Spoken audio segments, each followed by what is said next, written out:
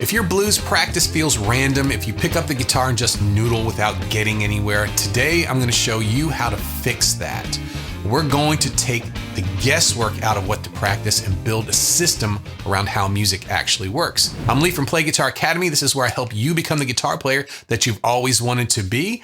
I call all of this the musical triangle method. And once you start using it, you're always going to know how to get better no matter what you're working on. Here's the thing. Most players confuse playing with practicing. You plug in, you play a few licks, jam a little bit, and a month later, nothing has changed. That's because there's no structure. You're reinforcing habits, but you're not building skills. Real musicians don't practice random exercises. They work through melody, harmony, and rhythm, the three elements that make all music. If your practice doesn't touch all three of these things, you're not getting the full benefit of your time. So we're going to change that. Every day, your practice can touch each corner of the triangle, even if it's just a few minutes on each one. So let's start here. Harmony. Harmony is your map. It's how chords, progressions, and target notes connect. So let's do a 1-4-5 in A. We'll do an A7, D9, E9, back to A7. This is our map. And we can follow those chord changes and note changes with target notes. So I might do the third in the root, and then do the flat seventh and the fifth of the next one, and then of the 5 chord the same back to the third in the root. Or I might do just the thirds and the sevenths. When you see how the strong notes move in between the two chords, you understand the map of the song, and that's what the harmony gives you. Let's talk about melody. Melody is your voice. That's the part people remember. So I'm going to play a lick 3 times and do some different things to it. I'm going to do some phrasing to it.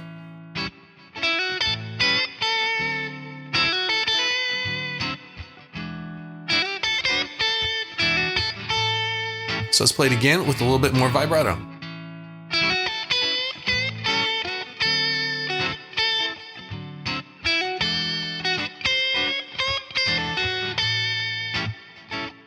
Change the rhythm a little bit.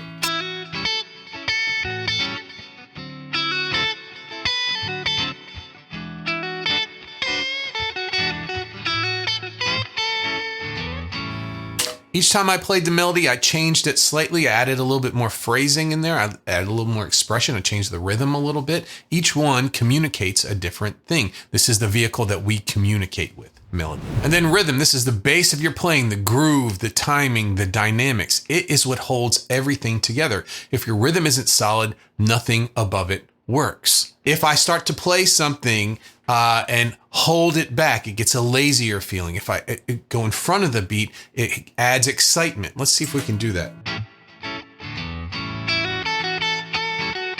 Let's see, the rush.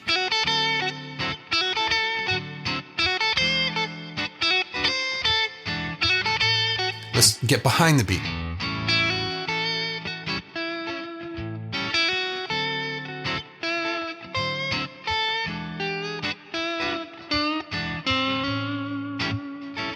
When you balance these 3 things though, melody, harmony, and rhythm, your practice stops sounding like drills and starts sounding like music. Let's talk about the 3 phases of practice. Once you understand the triangle, you can take it and apply it in 3 ways, in 3 simple phases in your daily practice. Number 1 is introducing a new idea. This is where you're just getting something under your fingers. Let's say you want to play a specific song at a blues jam. You start learning it through the triangle. First, you get the basic groove and the tempo right.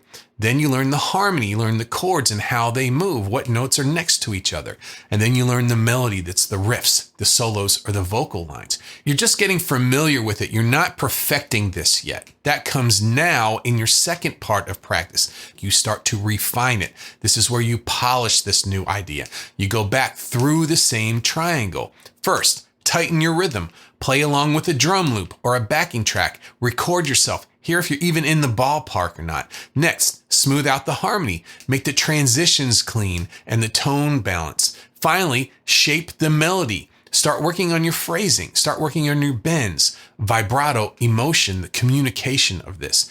This is where a song starts to feel authentic. You're not just hitting the notes. You're thinking about how it comes off, how you're communicating to the audience. And then finally, in your last part of practice, this may be the next week or the week after, once it feels solid, you can move it into your daily rotation.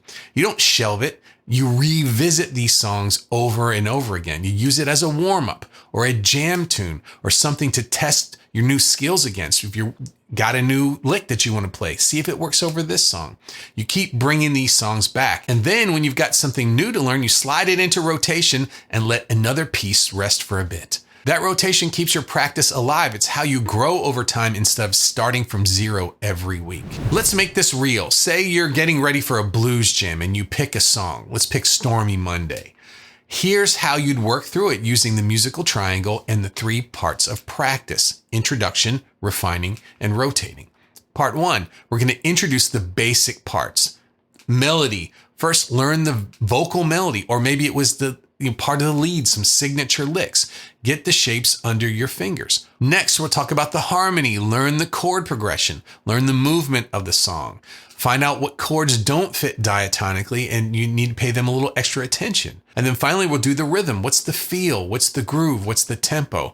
Count it. Lock it in. You're introducing all these things. You're just building awareness of what you're going to polish later. Next, connect the dots.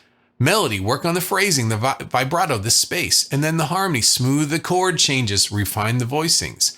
Rhythm, play it with a drum loop or play it with a track. Tighten the pocket. So Stormy Monday, you're going to have a lot of chords in there. It's not just a 3-chord song, and it's very slow. So these are things that you're going to have to take into account. And then finally, phase 3 in practice. Rotate it. Play the song, polish the full song from beginning to end. That's what makes us valuable, being able to play whole songs. Take the melody, use it as a daily warm-up. Work on control and tone. Take the vocal melody and use it as part of your solo. It always works. Then you work on the harmony. Keep the chord transitions smooth. You can use them as a backing track. You can build muscle memory, but make sure that you work on those chords from week to week. And then finally, rhythm. Work on your shuffle. See if you can lay it back a little bit. Figure out exactly where you're moving that shuffle to. That shuffle groove can stay fresh, so it's second nature. And now all of this is part of your routine. When you walk into that jam, these songs are fresh in your mind. They're already in your hands, and you haven't let them go. That same system works for anything, a new lick, a solo, even a scale pattern. You introduce it, you refine it, and rotate it. That's how real progress happens, and that's how you start sounding confident, not lucky when you play. If you want this system mapped out for you with licks, loops, backing tracks, everything built around melody, harmony, and rhythm, it's all inside my Blues Elevation Toolkit. You'll get printable practice guides and a full vault of materials to help you use the triangle in your daily playing. So grab it now using the link in the description. And if this helped you, hit like and subscribe and check out my video, 5 blues licks that secretly make you better. It's the perfect follow-up to this video. Thanks for watching. Keep practicing, and I'll see you in the next video.